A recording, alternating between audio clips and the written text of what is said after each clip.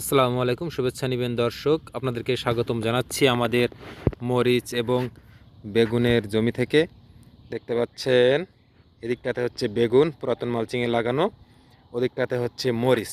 তো এটা দেখানো মেন উদ্দেশ্য না, যে বিষয়টা উপলক্ষ করে আজকে ভিডিও করা বা যেটা আপনাদেরকে দেখাতে চাচ্ছি সেটা হচ্ছে আমাদের এই জমিতে একটা ব্যতিক্রমধর্মী বেগুনের গাছ আছে, যেটা হচ্ছে বাড়ি BT12, অর্থাৎ বাড়ি 12 বেগুন।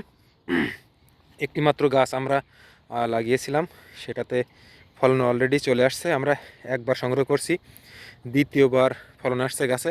সেই গাছটা আপনাদেরকে দেখানোর চেষ্টা করি। গাছের উপরটা দেখতে হচ্ছে এরকম, দেখেন একেবারে সতেজ, দেখে মনে হচ্ছে যে গাছে এখনও ফলন আসেনি, গাছ সবেমাত্র বেড়ে উঠছে, বাড়ন্ত বয়স। কিন্তু দেখেন গাছের তলাটা যদি একটু দেখাই, পর্যাপ্ত পরিমাণে কিন্তু ফলন। এটা একটা হাইব্রিড জাত। দেখেন এটা হচ্ছে বাড়ি BT12, অর্থাৎ বাড়ি 12 বেগুন। দেখতে পাচ্ছেন এটা হচ্ছে আমাদের গত বছরের যে স্কোয়াশ ক্যাপসিকাম লাগানো ছিল পুরাতন বেড, সেখানেই কিন্তু লাগিয়ে দেওয়া। মূলত এটা কিন্তু মেইন বেড না, এটা হচ্ছে এক সাইডে বেগুন, অন্য সাইডে মরিচ, মাঝখানে যে ডিভাইডার জমির আইল, সেখানে চিকন করে মালচিং পেপার দিয়ে সেখানে কিন্তু লাগিয়ে দেওয়া। সেই ডিভাইডারের উপরেই কিন্তু এই বেগুনটা, যার কারণে পরিচর্যা এভাবে হয়তো করা হয় না, গোড়ায় সার দেওয়া, সেচ দেওয়া এভাবে হয় না, একটু অবহেলায় গাছটা হয়েছে। দেখেন কি পরিমাণে ফলন। আপনি যদি দেখায় 2, 4, 6, 8, 10, 12, 14, 16, 18, 20টার মতো বেগুন ইতিমধ্যে দেখা যাচ্ছে। আর গাছে প্রচুর ফুল আছে, ফুল জালি আছে। তো আশা করি এটা সামনে এটা নিয়ে কাজ করা যাবে। যদিও এটার চাহিদা আমাদের স্থানীয় বেনাপোল পর্যায়ে একটু কম।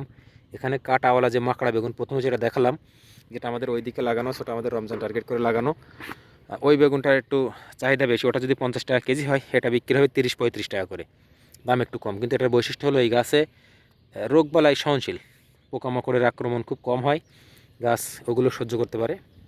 এটা হচ্ছে বাড়ি BT12, অর্থাৎ বাড়ি 12 বেগুন। এটা সম্প্রতি কিন্তু বাজারে আসছে, খুবই ভালো মানের গাছ। দেখছেন আমরা খুঁটি দিয়েছিলাম, কিন্তু খুঁটি কিন্তু গাছের সাথে বেঁধে দেয়নি, শুধু নামমাত্র খুঁটিটা পুঁতে দেওয়া হয়েছে। গাছ একেবারে নুয়ে পড়ছে মাটিতে, কোনো সাপোর্ট ছাড়াই।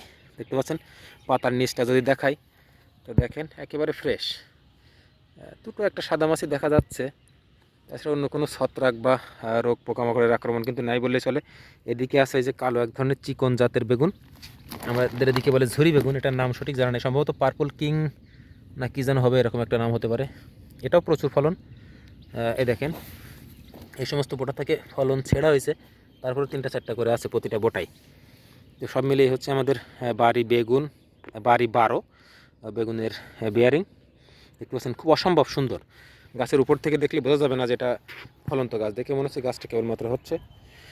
এদিকটাতে হচ্ছে আমাদের যে মাকড়া বেগুন বলা হয় আমাদের স্থানীয় বেনাপোল অঞ্চলে, কাঁটাওয়ালা বেগুন, খুবই সুস্বাদু এবং স্থানীয়ভাবে ব্যাপক চাহিদা রয়েছে। এদিকটাতে রয়েছে হচ্ছে মরিচ, এটা বিজলি প্লাস 2020 জাতের মরিচ। এটাতে আমাদের ফলন হচ্ছে, আমরা 2বার এটা থেকে সংগ্রহ করছি। আশা করি এখনও 3-4 মাস এখান থেকে একটানা ফলন পাবো। এখানে একটা বেগুন রয়েছে, দেখেন একেবারে পরিচর্যা ছাড়াই, কোনো পাতা ডাল ছাঁটাই হয় না সেভাবে, বেগুন কিন্তু একেবারে থোকায় থোকায় ধরে।